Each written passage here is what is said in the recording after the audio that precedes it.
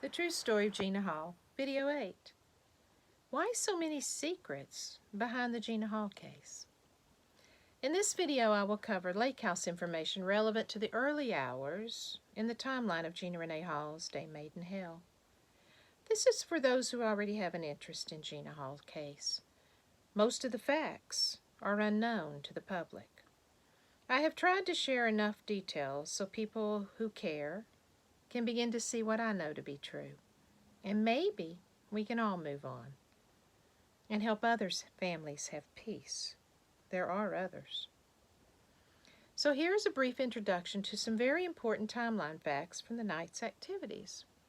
There were multiple reports between 12:30 a.m. and 2:30 a.m. from neighbors that indicate there is no way Gina Renee Hall was alone at that lake house with Stephen Epperly, as the composed story is told. Neighbors reported hearing car traffic driving down towards the lake house as early as 12:30 a.m. Some refer to the lake house as a secluded cabin. That would be the furthest thing from the truth. There were several neighbors in this lake house community. The community dock nearby to one side of the house, and the AEP family picnic shelter down the shoreline towards the dam. The Davises' home was a beautiful 3-story lake house, not a cabin. And at that same lake house, about an hour to an hour and a half after Gina's phone call to me, several neighbors reported they heard gunshots. Gunshots. 2 different kinds of gunshots coming from the direction of the lake house. Even a neighbor's dog sat straight up, alarmed by the sound of the gunshots. Very specific, detailed reports were given. A man who definitely knew guns became concerned when he heard the shots, and he got his own gun and went out onto his own deck. He became a participant in that story.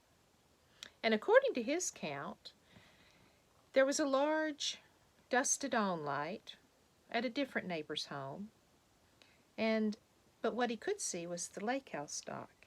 And right after those gunshots, according to him, he saw a boat leave the lake house dock.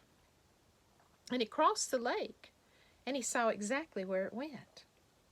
And he saw the boat stop directly across the lake from the lake house, started back up, continuing along up the lake shore, making several stops before it returned to the lake house about 20 minutes later.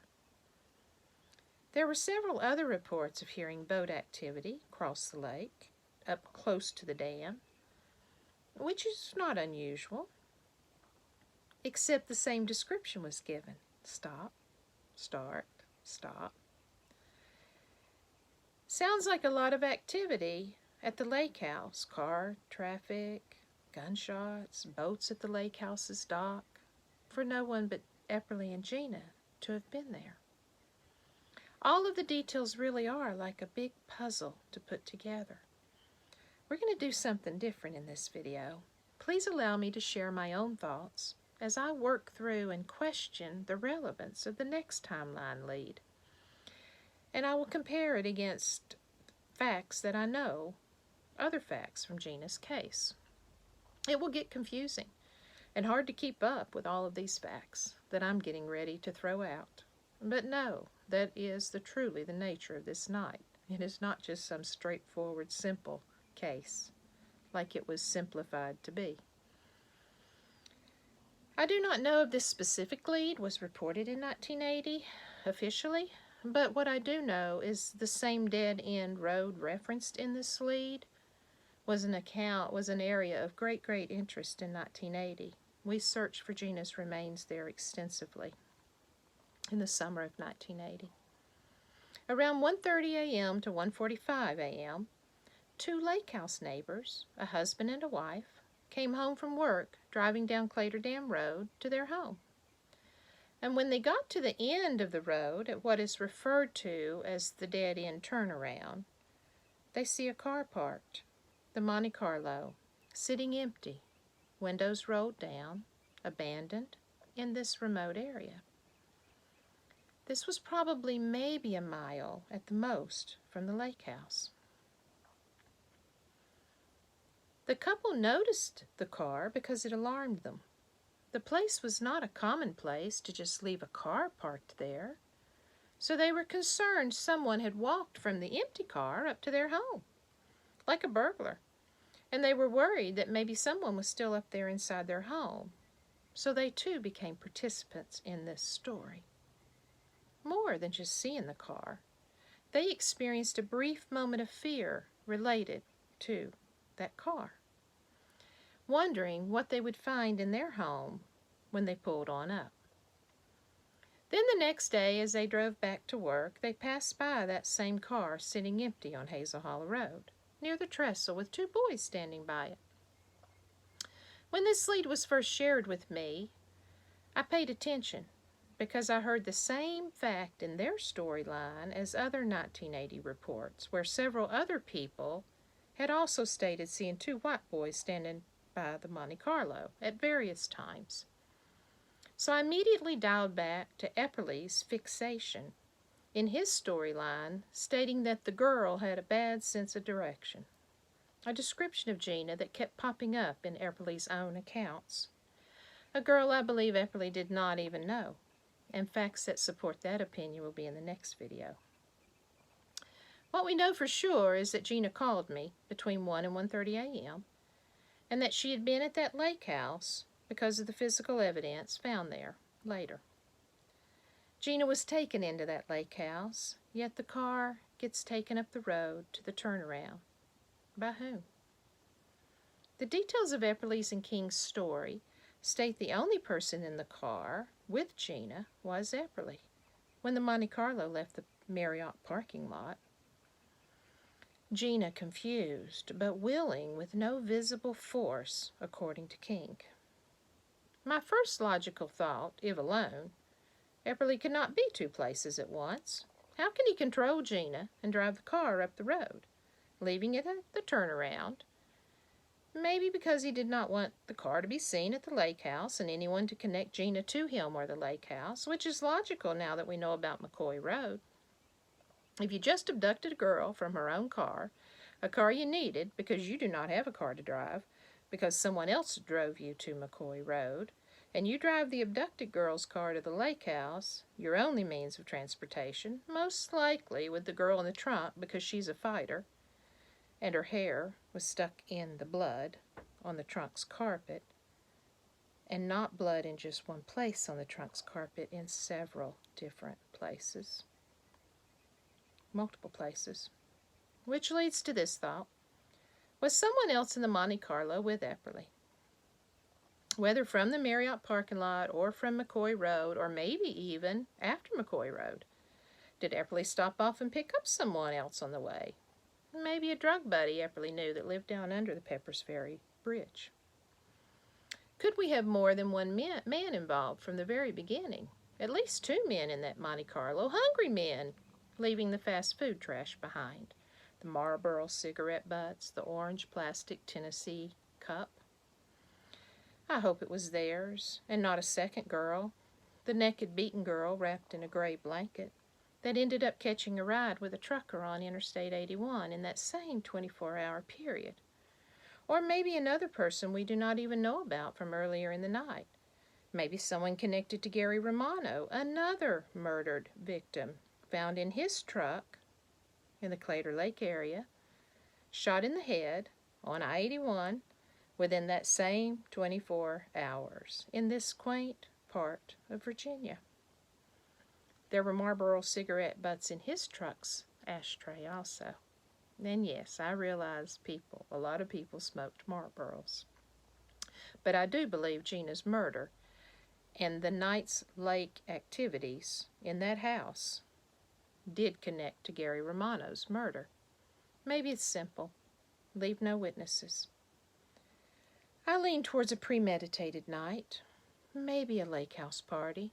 Definitely other people present, which seems most evident knowing of the car traffic, gunshots, boat activity, and a car that gets taken away from the lake house because someone does not want someone else to see it. Left abandoned, which would have required assistance because someone had to be back at the lake house watching the girl being forced to call her sister to set up the entire at-the-lake scenario. A phone call to me attempting to set the scene that she was at the lake, and she was there of her own free will. So later, when the girl was reported missing, her car would be found in a remote area at the end of a dead-end road, and it would be assumed that the missing girl must have just gotten turned around and lost at the lake, where they planned to make sure in that phone call that the girl told her sister she was at the lake as if of her own free will, with no connection back to them or anyone at the lake house or even that lake house. The evidence never to be found. No witnesses. So now do we think that the car was just taken up to the turnaround not to be seen? Maybe there's more to it. And even if that had happened like that in 1980, the scientist that I have been working with today, his instrument, that instrument knew. I took him to the community lake dock, told him nothing about anybody's house. Let him just scan the lake. And he comes around, gets to that lake house, and his instrument knew exactly which corner of that lake house Gina's DNA still strongly registers. The exact location in the house of what I know to be the location of the utility room, where most of the blood was found. I wonder, could the police now find, with today's DNA technology, others' blood besides just Gina in that utility room? I believe so. Epperly wrote a letter in 2012 that makes me believe so. I shared once with a Virginia state policeman that I also believed, because of comments made by Epperly to his cellmates, that it is very possible Epperly kept a victim trophy box, so to speak, and that most likely it is somewhere in the Epperly home place, hidden behind the walls of his bedroom closet, or in that brick vaulted wall built in the basement. The Virginia State Police investigator suggested to me what a great training ground that would be, the Epperly house. Be good for a forensic academy training, just to go in, luminol everything, and see what happens. Sounded like a great idea to me, with today's DNA technology and missing persons data on file. Remember what King said Epperly stated? That Trooper Hall said the girl had a bad sense of direction. A preconceived thought of a premeditated plan. They took that car there for a reason. I doubt Trooper Hall said that I said Gina did not have a good sense of direction. It just wasn't true. My court testimony was clear. Gina knew her way around Radford just fine, so I have never told Trooper Hall, or I would never have told Trooper Hall, that Gina was not good with directions. Interestingly, though, the defense drilled me on this, out of the blue. Why? Maybe a theory still shared by Epperly with his defense team. Epperly still having his original plan, his original thought process in his head. The storyline of the girl who was not good with directions. The girl that got turned around and lost going home. Epperly said in his account as to how she dropped him off when they asked him, if she dropped you off at your house, how'd she end up back on Hazel Hollow Road in that car? And he said, well, she probably just got turned around.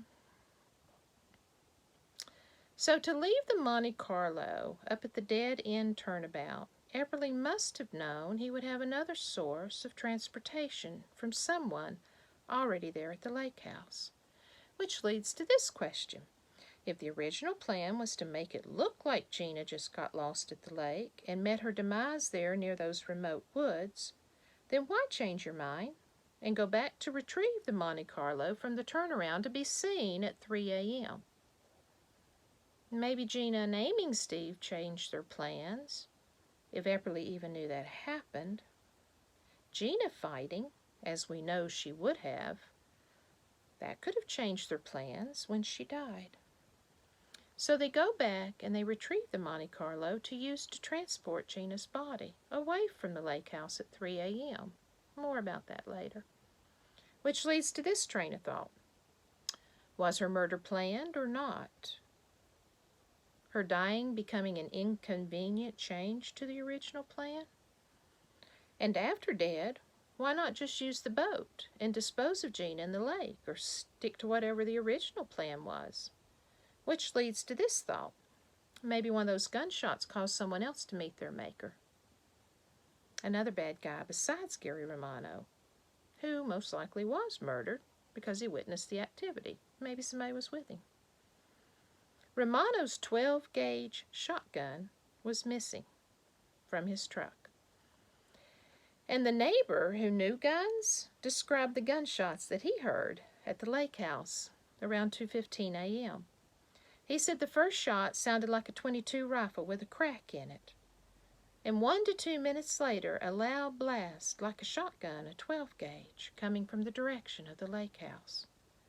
Which makes me circle back and wonder about that drug-dealing buddy that lived down under the Peppers Ferry road bridge. A man of absolute significance named Charles Jerry DeHart. A man known for his violence against women, just as was Epperly. And I have been told by locals so too King. But let me be clear, I do not know this to be a fact. Several stories have been shared with me by local women from that era, like this one from 1980. A rumor that same summer Gina was murdered, King got in a fight with one of his women that he was on a date with, and he shot holes with his gun in the top of his Jeep. I only share that because there's another gun story that I know is not rumor that I will share in a moment. But back to an important piece of this puzzle named Jerry DeHart. He was murdered about 5 years after Gina was murdered. The mother of his child told authorities during the investigation of his murder that Jerry helped move Gina Hall's body. And then there is this, a new piece of the puzzle that I find absolutely relevant and most interesting and not to be ignored. A little known fact in a tiny little police report filed in Montgomery County on the very same exact day in September 1980, the day Epperly was arrested for Gina's murder. DeHart reports his boat stolen. So maybe Epperly did stop by letting Jerry DeHart know to follow to the lake, pulling along his boat. Or maybe DeHart was already there at the lake, night fishing, just waiting on the other party guests to arrive because of some prearranged deal. It is not a coincidence that a boat heard around 2:15 a.m. after the gunshots and reported by different people, and even eyewitnessed crossing to the other side of the lake, stopping for a short while, then going up the channel behind the island, pausing again, then continued south along the lake shore, about 1/4 of a mile up the lake shore. That would be near the cove where King's grandfather lives, or had a place. Turned back across the lake, full speed, and back to the lake house dock. The obvious question was Gina being disposed of. I do not believe so. The police certainly thought the lake was the most logical of possibilities, but not because of that eyewitness's statement. At first it was just prudent to check the lake, concentrating around the shoreline of the lake house, the dam area, the river. But they did not check the area across the lake where the boat was witnessed to have stopped until the very last day of the trial in December 1980, months later. And a witness to that December day believes he saw a trunk of a body on the screen of the instrument they were using to scan the lake, in that exact same area where the boat paused. That search ended that day when the police were notified that the trial had concluded and the jury's verdict had been reached. I cannot help but consider, what was that boat doing? Why? Who? Does that witnessed activity hold answers? Yes. Does that stolen boat hold truth? I believe so. Blood evidence, DNA, always there. I lean towards who else may have died at that lake house that night. Maybe a male, because just a few years later, around 1984-85, two human bones, male, aged 30 to 40, a femur and a clavicle, were found just below the dam on the eastern banks of the New River, same side. Human bones now sitting on a shelf in University of Tennessee as an unidentified person. Seems water flow throughout time tends to follow similar movement patterns. What happened in that stolen boat that DeHart did not want anyone to know about that after Epperly got arrested? Maybe rape was the only initial plan, and maybe the boat just belonged to a lake house party attendee. But then why report a boat stolen on the exact same day Epperly is arrested? Because no one thought Epperly would ever be arrested. And when it did happen, DeHart reacted. Was DeHart's boat the boat that was indeed there that night? Which leads to another question to ponder. Maybe it was just DeHart's transportation to a party and in the end was used to help dispose of something, a weapon, a golf club, a dead male body. But what if that boat was there for another reason, another pre-planned purpose, a reason we would never expect, a reason they did not need the Monte Carlo in the beginning of their night? There is some more interesting information that could be related regarding that boat trip, and I cannot let go of the postal workers' early Monday morning report of hearing the truckers chatter about the naked beaten girl wrapped in a gray blanket that they had picked up earlier. The exact same words Mr. Davis, the owner of the lake house, used to describe the heirloom quilt missing from the master bedroom of the lake house, a gray blanket. This is how my mind works away at these leads, always knowing the foundational truth that Gina did not go there of her own free will. I know of two other 1980 gun stories. Remember the girl who Fisher knew about, the victim in 1980? The police had found her letter written to Epperly during the search of his bedroom.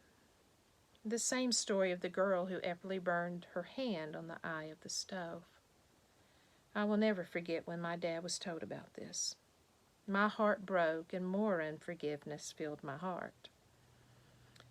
There were two girls, sisters, and there in Epperly's trailer when he lived down by the river near the Sportsman Grill. In their report, Epperly scared them. He went outside and he shot his gun in the air. I wish now I would have known this second story, though, during those initial weeks of 1980, the summer. Because had I would have marched myself right up to King and I would have asked him a simple question. Why'd you threaten Gina's friend with the use of a gun? Threatening to shoot him. A young man heartbroken about Gina missing, who was threatened with no remorse or apologetic actions towards him or my family, I might add. Gina's very close friend had asked for an extended leave from the military to stay in the Radford area and help us search for Gina. Trooper Hall kindly went ahead and gave him the polygraph first, not because he believed he was guilty, as some locals, but so he could be at peace and help search for Gina before having to return to Italy for his military duties. After the Hall family and friends learned of the blood found inside of the lake house, Gina's friend went by the lake house, walking around the areas outside because we all knew that the lake house was the last place Gina had been known to be. We were just looking, hoping, trying to do anything and everything that we could. We all were. Well, King came out of that lake house, and Gina's friend shared with him who he was and what he was doing. King already knew about him because he said so in his deposition. King then threatened him that if he did not leave the property immediately, he would go inside and come back out with a gun. Consider this.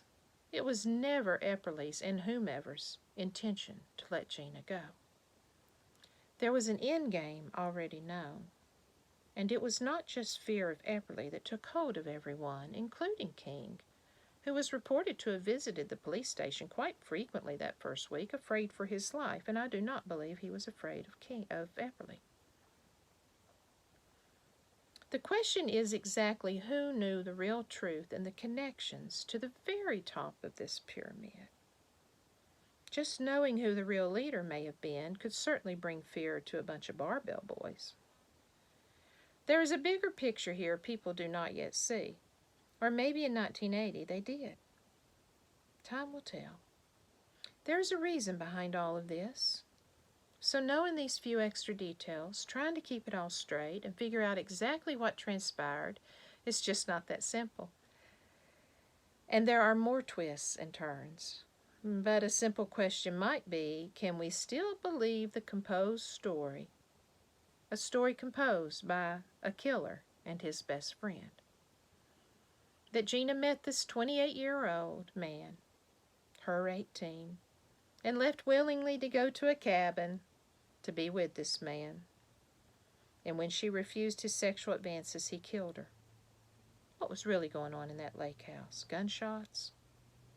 And why was it important to keep that lake house party a secret? And more importantly, the guest list. If Epperly had killed Gina because of a fit of rape rage, as he was known to do, why would others not tell if they had nothing to do with it? Why is there a need to cover up for Epperly? Why go down the ship for Epperly? That makes no sense.